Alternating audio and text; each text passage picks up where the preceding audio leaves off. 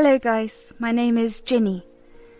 Me and my husband Austin met at a work party when I was 23. He is slightly older than me, but I didn't mind it at all. Austin is a pretty attractive guy, so I had no idea why he was still single. Well, turns out it was due to his childhood friend Megan. You see, Austin and Megan were born only 3 months apart. Austin's mum Doris was very close to Megan's mum, so from the very beginning they hoped that their children would be together.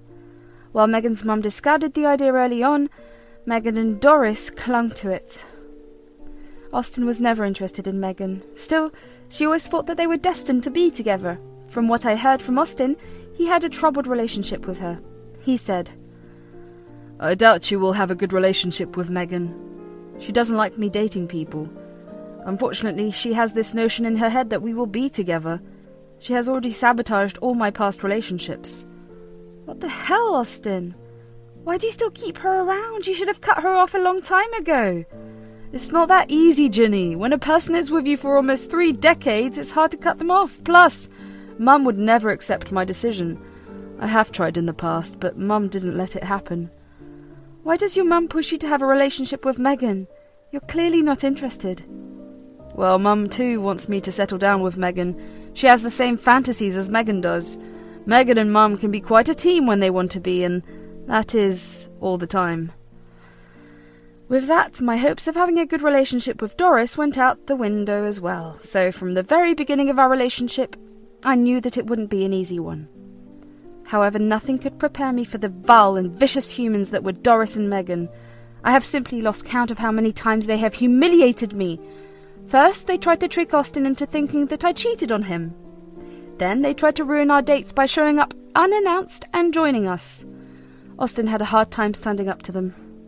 His mother had a lot of control over him, especially since his dad was never in the picture. For years I put up with the humiliation. I did retaliate, but they never backed down. I couldn't be very mean to them because of my personality. However, I did stand up for myself. The problem was, Austin wasn't cutting them out. I didn't press him to cut off Doris, partly because my mum was no longer with us, so I knew the pain of not having a mum around. But as long as Doris was in the picture, so was Megan. Megan didn't back down either. She always said, "Don't get too comfortable with my man, Ginny. Everyone knows Austin is mine. He is only playing around for fun before he settles with me. We have everything set." Is that why he desperately keeps getting away from you? The last time I checked, Austin made it clear that he didn't want you. Why don't you leave my man alone and get one for yourself? Go ahead and delude yourself, Ginny. Austin will be mine. Just wait and watch. I will do everything in my power to take him away from you. She did try a lot of things. Megan especially went crazy when I and Austin got engaged. I won't go into detail about what she did. It will only trigger me and just depress me further. Let's just give you an example. This woman, Megan, literally showed up to our wedding in a white ball gown. My maid of honor threw her out, and Austin supported my decision. Hell, even Megan's mum apologized to us for her daughter's behavior. Things never got better even after our marriage. We actually moved to a different state to get away from them. Doris was fully dependent on Austin, which annoyed me. However, I didn't have the heart to say anything. They did try to make us come back. Austin and I were firm in our decision. For the first year, we had some peace away from Doris and Megan. However, something happened just after our first wedding anniversary. Doris called Austin and said, "Austin, I am in the hospital. I had a terrible accident that damaged my spine. I have been here for a while. The doctors are saying that I cannot walk." "What? Mum, how did this happen? Why didn't you call me sooner?" "I didn't want to disturb you, Austin. I know you and Ginny want some time away from me. Megan has been looking after me and helping me, but I need my son, Austin. Ginny, if you are listening, can you please allow him to come and see me? I cannot move and I need help. If Austin stays with me for some time, I will become better." "Don't worry, Doris. I'm positive things will get better. Austin can go and stay there for a while. I understand that he needs you." Well, I'm not made of stone. Hearing about Doris's condition made me feel sad for her. Plus, Austin was devastated and kept blaming himself and keeping his distance from Doris. All this made me realise that I need to let him go for at least a while. So Austin packed up and went to Doris's place. Since Doris needed a new and wheelchair-accessible place, I even offered my house so that she can stay there in peace. Guys, that was one of the worst decisions I took in my life. As soon as Austin was with Doris, he became a little distant from me. My mother-in-law would take up all his time and kept calling for help when we talked or FaceTimed. Honestly, I was getting sick of her shit. I also saw that Megan was over often to help Doris. That pissed me off as well, but I didn't say anything. They were going through a tough time after all. Austin unfortunately did little to help my anxiety. One day he called me and said, "Ginny, I'm so sorry. It looks like I will be here for a while. Mum is nowhere near getting better. The doctor says that it will take at least 2 years. I have put in a transfer request at my job." Wait, what? Are you moving there permanently? What about me? "Ginny, it's not permanent. I will only stay till Mum gets better. I don't want to be away from you, but your work won't allow you to stay here. I really need to be with my mum. I hope you can understand. I am sorry." There was nothing I could do. All I did was agree with his decision. However, I did tell him to keep strict boundaries with Megan. He agreed immediately. Those 2 years then became 4. For whatever reason, Doris didn't recover. Every 6 months I used to be hopeful for Austin's return. Then Doris comes back from the doctor and tells him that they need more time. This went on for 4 years. Yes, I was stupid because I didn't want to separate Austin from his mum. In the 4th year, I have had enough. I couldn't visit Austin and Doris because I didn't want to be around Doris. Plus, my work was too hectic and didn't allow much leave. Austin did visit a couple of times, but it wasn't enough, so I decided to finally beg for a long leave and surprised Austin with a visit. However, the visit would never go as I planned. As soon as I stepped into the house, I found no sign of Doris or Austin. Instead, I heard faint noises of a child coming from a room. I was immediately alarmed and quietly went to check it out. What I found absolutely blew me away. I had never expected to be met with such a surprise. There was Megan and Doris happily playing with a child. From what I heard, the child was apparently Austin's son. I stood there for a long time without telling them. When the initial shock of seeing them got over, I immediately went into the room. I also made sure to record everything so that no one can flip their stories on me. I went in and said, "What the hell is going on here?" "Ginny, how did you get inside? We never heard you come in." "Austin and I both have a freaking key, Doris. What is Megan doing here and who is the kid?" "Well, I'm here because Austin is in a relationship with me and this is our son. Austin is his father. We've been together for the past 4 years." "So this is what you guys have been up to? What about your paralysis, Doris? Was that an excuse to make Austin live here?" "How else would I have separated you from him? Austin and Megan belong together. They were destined to be together since they were children. Austin only married you because you have money. Once he got it all, he came back to Megan." "You are nothing to Austin, Ginny. He will never be yours. He refused to divorce you because you gave us a nice lifestyle. Even if you leave now, you will have to give him half of your money." "Oh, we will see about that, Megan. You all will pay for this. I can promise you that." I left the room and went to the porch.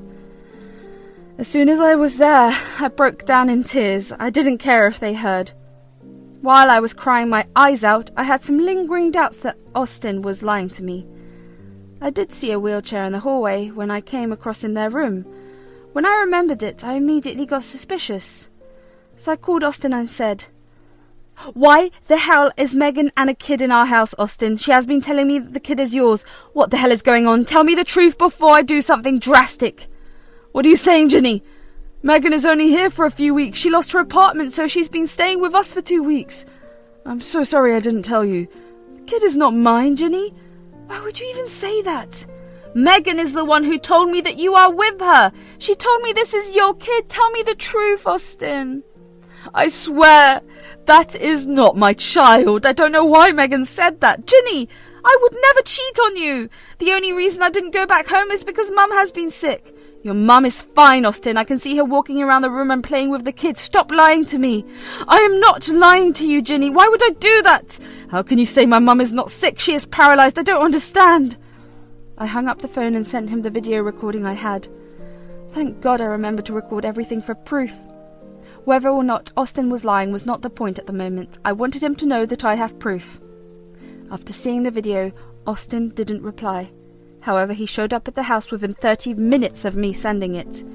He came home and said, Ginny, you have to believe me. I didn't cheat on you. This is all a setup. I had no idea Mum could walk. You need to believe me. I am shocked and feel betrayed. What about Megan and the kid? Are those lies as well? Ginny, I would never cheat on you. I already told you that. You know Megan has tried time and time again to break us up. She is just lying to you. I only let her in because she has been helping my mum with all the doctor's appointments. Suddenly, it all made sense to me. Frickin' Doris and Megan set everything up so that they could trap Austin. I was beyond shocked. Even Austin looked pretty devastated as he cried and begged me to believe him. Then, he burst into the house to confront them. He called Megan and Doris out and immediately they came running. I noticed that Doris was now using the wheelchair. That further proved that Austin wasn't lying after all. He said, Megan, why the hell are you telling Ginny that your son is mine? Are you insane? I would never cheat on her with you or anyone else. What is wrong with you? I don't know what you are talking about, Austin. Ginny must be lying to you. She hated the fact that I'm helping Doris. She had no mercy for a disabled woman. Yeah, how can you shout at Megan when all she did was help? Your ungrateful wife didn't even come to see me. She's trying to take you away from me, Austin. You have to see it. Mum, I know that you are not paralyzed. Quit the acting. I have video proof from Ginny that you have been lying to me.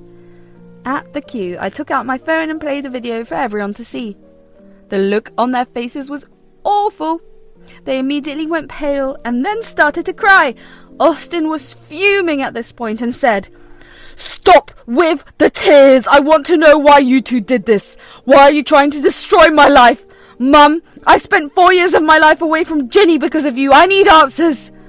I only did this so you can be with your true love, Austin. That witch Ginny doesn't deserve you. Megan and you are meant to be together. Yes, you know, Austin, that we are meant to be. I even stayed single for you. I care about you and Doris, unlike your gold digger wife. You call me a gold digger, but you are the one who is tricking my husband? You are a home wrecker. How dare you call me that? I'm going to be Austin's new wife. You just wait and see. That's enough, Megan. I'm a married man, and you know I would never leave Ginny. I'm tired of your behaviour, and you too, Mum. I think it's about time you leave. That's when I took the opportunity to get my revenge against them. I took my phone and opened the contact for the local police. I showed them the number and said, I want you two out of the house right now. I pitied Doris because I thought she was sick. Now I know that everything was a plan to steal my husband. I won't tolerate this anymore. Get out, Megan and Doris. You can't kick us out. This is my son's house. He won't allow it. My son will never turn his back on me, and I will not allow Megan to be kicked out. Mum, what the hell are you talking about? This is not my house. That's right, Doris. This is my old childhood home. I let you live here out of pity. Now, if you two don't leave, I will call the police. Megan and Doris looked shocked by my revelation. I guess they never figured out that the house belongs to me. They looked scared and immediately started to beg Austin to let them stay. They said, Austin, you can't let your wife kick out your poor mother. You know I am sick. I know you are fine, Mum. The video proved that already. Please don't kick us out, Austin. Think about my son. He already loves you so much. Are you going to abandon him? You can't do this.